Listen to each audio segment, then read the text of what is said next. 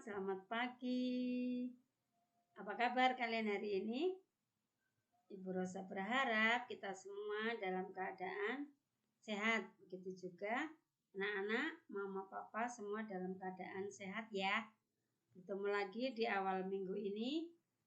Kita akan memulai pembelajaran kita di minggu ini dengan melanjutkan pembelajaran PAK ya, Pendidikan Agama Katolik dan Budi Pekerti. Kita masih akan melanjutkan pembelajaran 1. Nanti anak-anak bisa melihat di buku e-book halaman 5 sampai dengan 9. Anak-anak sudah siap untuk belajar hari ini? Nah, kalau belum siap, ayo siap-siap dulu. Yang belum mandi, mandi dulu ya. Sarapan, memakai pakaian yang rapi. Lalu kita duduk yang rapi ya. Dengarkan, ikuti video pembelajaran ini sampai selesai ya. Nah, sebelum memulai belajar kita, mari kita berdoa, mohon berkat kepada Tuhan nanti ya. Hari ini nanti kita masih melanjutkan pembelajaran yang kemarin ya, yaitu tentang diriku. Kompetensi dasarnya mengenal dirinya yang khas sebagai anugerah Allah.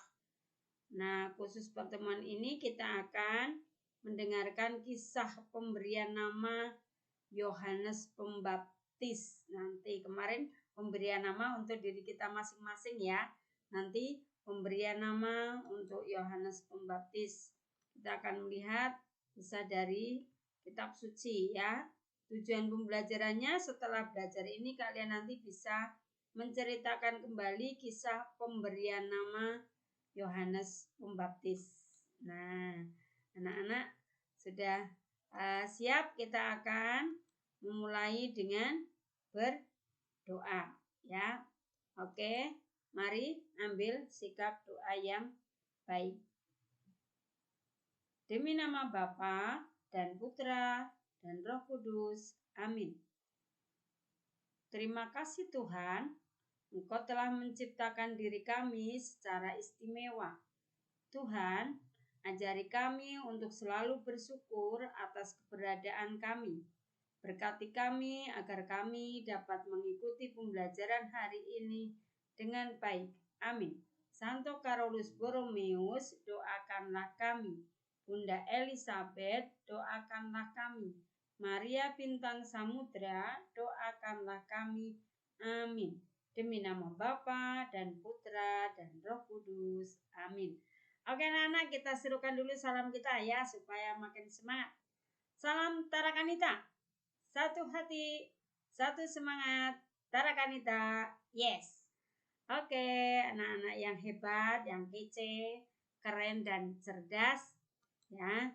Hari ini tadi kita akan melanjutkan pembelajaran kemarin supaya ingat kemarin Bu Rosa mengajak kalian menyanyi ya lagu tentang diriku. Masih ingat? Ayo kita nyanyikan lagi. Ayo, siapa yang sudah lupa atau mungkin kemarin belum memperhatikan, kita nyanyikan yuk bersama-sama. Ya. Aku diriku sendiri, kamu dirimu sendiri. Aku dan kamu sama-sama ciptaan Allah yang Maha Kuasa. Ya, yang kedua ya. Aku punya mata, kamu juga punya. Aku punya hidung, kamu juga punya. Aku punya mulut, kamu juga punya. Aku dan kamu adalah diri sendiri. Sudah bisa ya? Coba, ayo bersama-sama. Aku 1, 2, 3. Aku diriku sendiri. Kamu dirimu sendiri. Aku dan kamu sama-sama ciptaan Allah yang Maha Kuasa. Aku punya mata, kamu juga punya. Aku punya hidung, kamu juga punya. Aku punya mulut, kamu juga punya. Aku dan kamu adalah diri sendiri. Oke ya, itu untuk memulai pembelajaran kita. Minggu yang lalu kita sudah belajar mengenal siapa diri kita. Diri kita yang diciptakan secara istimewa oleh Tuhan. Ya, setiap anak diciptakan istimewa, berbeda satu dengan yang lain, meskipun saudara kembar, meskipun kakak beradik, tetapi kita punya keunikan, punya keistimewaan. Nah, itu yang harus kita selalu syukuri kepada Tuhan. Kita tidak bisa menuntut agar kita sama dengan orang lain, tetapi aku adalah aku, anak-anak adalah anak-anak ya. Nah, hari ini kita akan mendengarkan cerita ya, yaitu kelahiran Yohanes Pembaptis. Nah, anak-anak sudah siap belum untuk mendengarkan ceritanya? Nah, mungkin anak yang rajin baca kitab suci ada ya ceritanya dalam kitab suci. Di buku e-book ada juga, tapi secara sangat singkat. Nah, anak-anak siapkan diri untuk mendengarkan cerita kitab suci ya dari Injil Lukas nanti ya. Nah, coba sekarang sudah siap apa belum untuk mendengarkan? Sudah siap? Oke, mari kita mendengarkan cerita kelahiran Yohanes.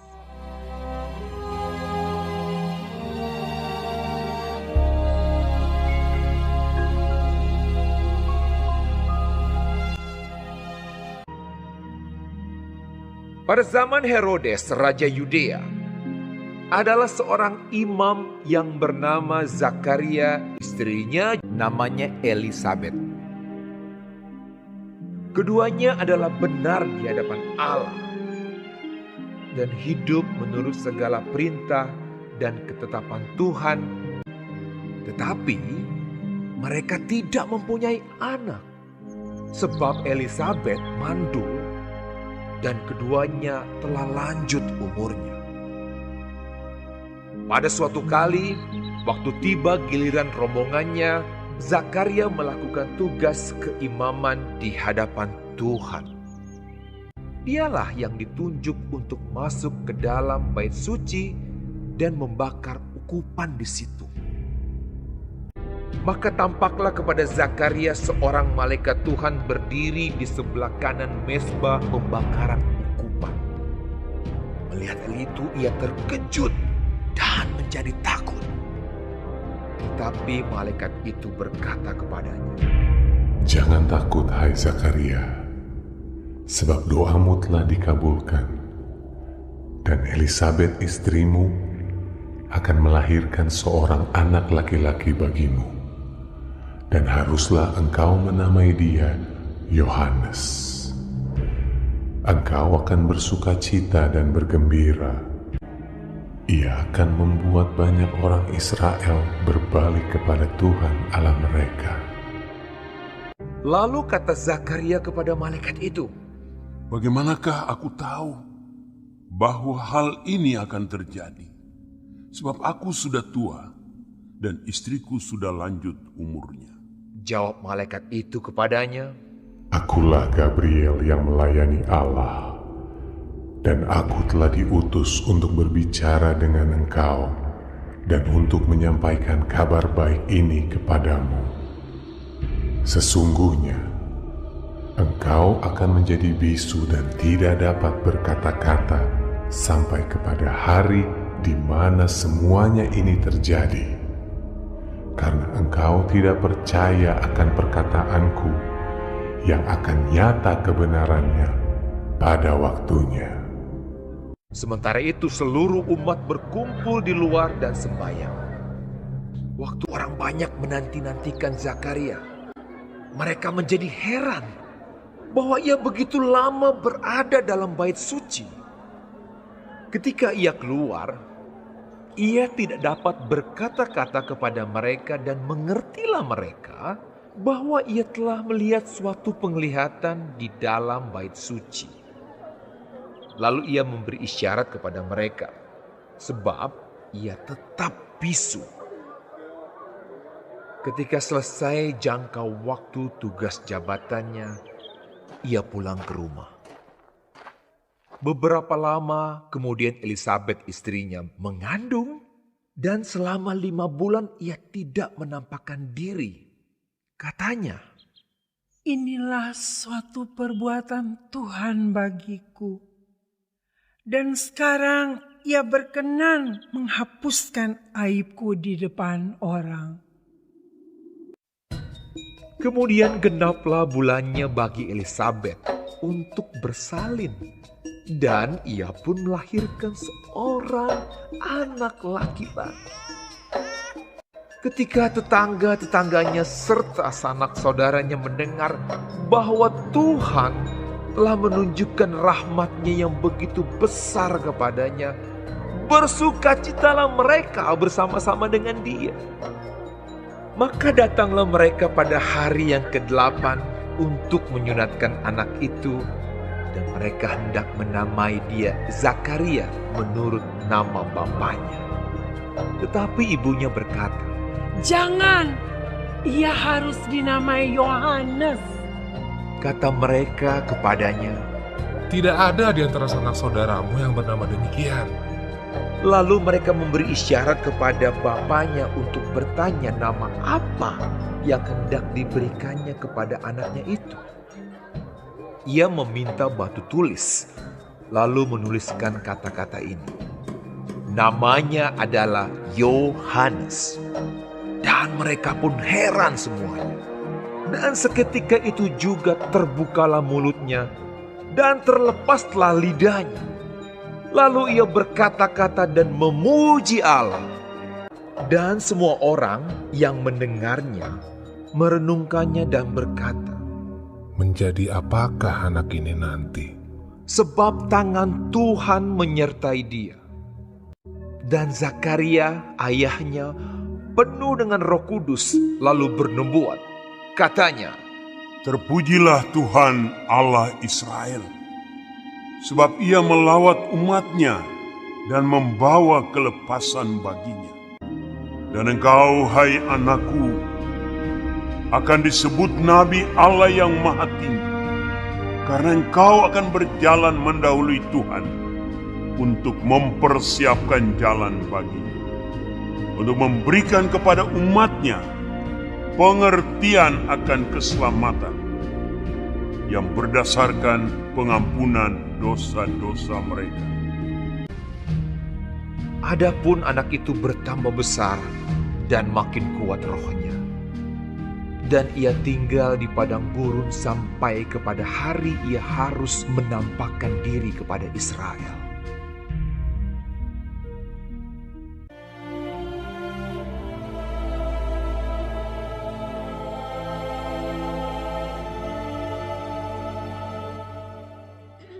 Nah, anak-anak, sudah didengarkan bagaimana ceritanya? Menarik bukan? Bagus ya. Nah, sekarang kita akan lihat. Nah, siapakah nama imam yang sudah tua dan tidak punya anak? Ayo, siapa tadi? Bagus mendengarkan. Zakaria, ya. Lalu, siapa tadi nama istrinya? Nama istri Zakaria tadi siapa? Ayo, siapa yang tahu? Oke, pintar. Iya, Elisabet. Nah, sekarang siapa nama malaikat yang menemui Imam Zakaria tadi? Ayo, siapa tadi? Iya, hebat. Malaikat Gabriel. Nah, apa yang terjadi dengan Zakaria ketika keluar dari bait suci tadi? Apa yang terjadi tadi ya? Ayo, siapa yang tahu apa yang terjadi? Oh, pintar. Iya, Zakaria tidak bisa berbicara alias bisu ya. Tadi kemudian apa yang dialami Elisabet di masa tuanya? Nah, Elisabet dan Zakaria tadi kan pasangan suami istri yang sudah tua. Apa yang mereka alami khususnya bagi Elisabet? Iya, Elisabet yang sudah tua itu mengandung ya atas kuasa Tuhan ya, yang sudah dikatakan mandul karena sudah tua, tetapi dia ternyata mengandung. Ketika anak mereka lahir, mereka menamai anaknya dengan nama siapa ya? Ayo, tadi kan sudah tua, lalu mengandung, lalu melahirkan. Ketika anaknya lahir, siapa nama anaknya? Ayo, siapa? Oh iya, pinter. Yohanes. Nah, apa yang terjadi dengan Zakaria setelah anaknya lahir?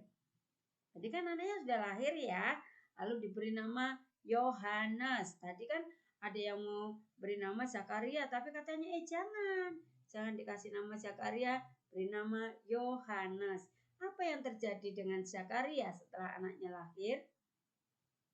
Bagus, ya, dia tidak bisu lagi, ya, bisa berbicara lagi dia jadinya setelah menuliskan nama anaknya adalah Yohanes.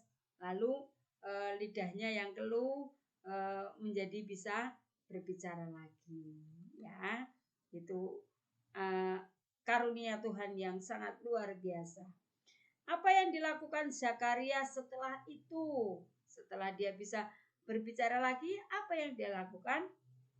Iya, dia memuji Tuhan, ya, bersyukur kepada Tuhan. Sudah diberi anak di masa tuanya, lalu dia boleh bisa berbicara lagi, ya, lalu dia mengucap syukur kepada Tuhan, ya, setelah memberi anak yang istimewa tadi, ya. Nah, itu anak-anak, ya, isi cerita tadi. Nah, sekarang coba perhatikan. Nah, orang tua memberi nama yang istimewa kepada anak-anaknya.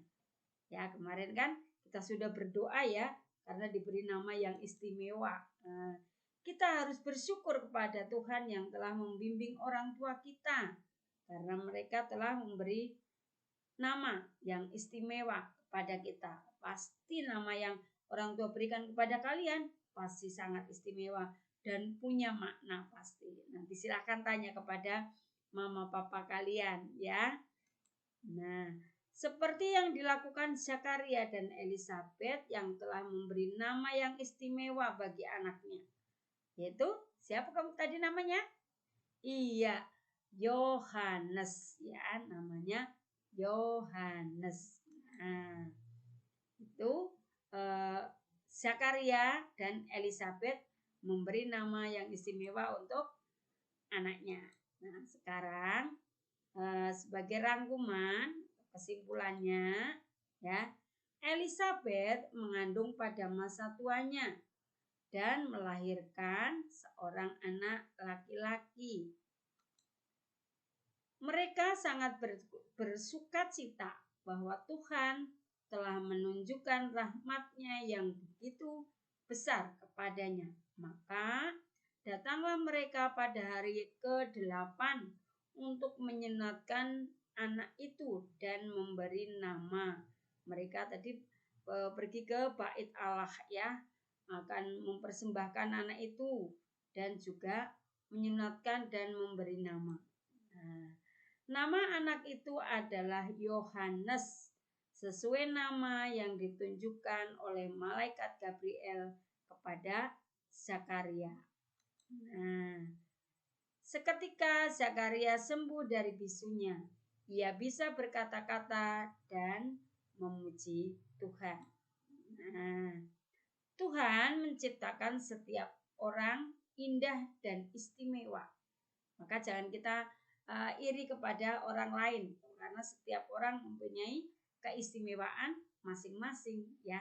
Kita harus bersyukur kepada Tuhan karena Tuhan telah membimbing orang tua kita untuk memberi kita nama yang istimewa, dan orang tua juga selalu mengasihi kita, menyertai kita, mendampingi kita dalam belajar kita. Orang tua adalah wakil Tuhan di dunia. Maka kita juga harus menghormati dan menghargai orang tua. Ya anak-anak ya. Nah, oke. Itu yang sudah kita pelajari hari ini tentang kelahiran Yohanes. Nah, sebagai refleksi, ini refleksinya masih sama nih dengan kemarin. Mari kita bertanya pada diri kita. Kalau kemarin kita sudah mendoakan diri kita, ya, apakah aku mengenali identitas diriku dengan benar? Ya, kalau kita mengenali siapa diriku dengan baik dan benar, pasti kita akan bisa menghargai diri kita, ya, menghargai keberadaan kita dan menghargai nama yang orang tua berikan kepada kita, juga menghargai nama orang lain, nama adik, nama saudara, dan nama orang-orang di sekitar kita, ya.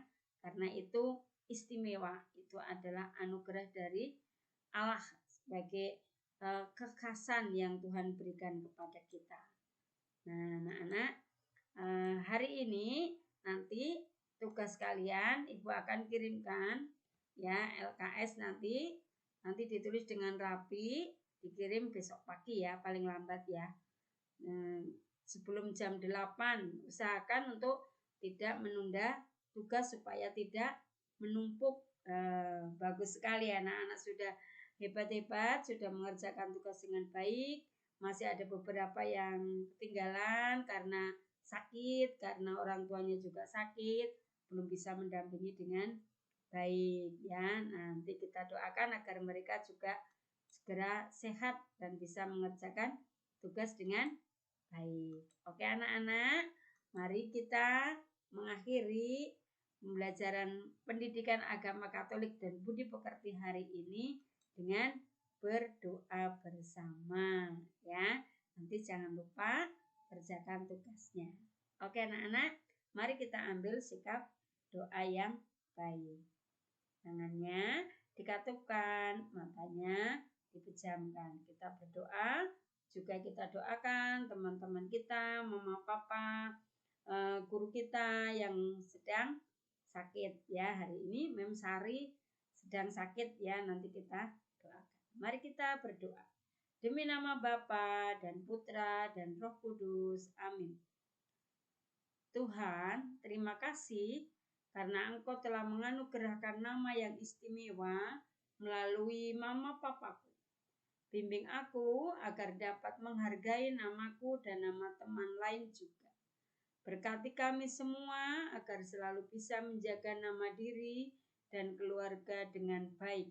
Tuhan, kami juga berdoa untuk teman-teman kami, untuk mama papa yang sedang sakit, juga untuk Mem Sari yang sedang sakit. Kiranya Tuhan Engkau memberikan rahmat kesehatan dan kesembuhan kepada mereka, agar mereka juga dapat kembali beraktivitas, melaksanakan tugasnya, belajar dengan baik. Terima kasih Tuhan. Amin. Demi nama Bapa dan Putra dan Roh Kudus. Amin. Oke anak-anak hebat, anak-anak kece, keren dan cerdas ya. Sampai di sini, terima kasih. Anak-anak sudah mengikuti pembelajaran hari ini dengan baik. Sampai jumpa. Thank you. Goodbye. See you tomorrow. Kita serukan dulu salam kita. Salam Tarakanita. Satu hati, satu semangat. Tarakanita. Yes. Sampai jumpa.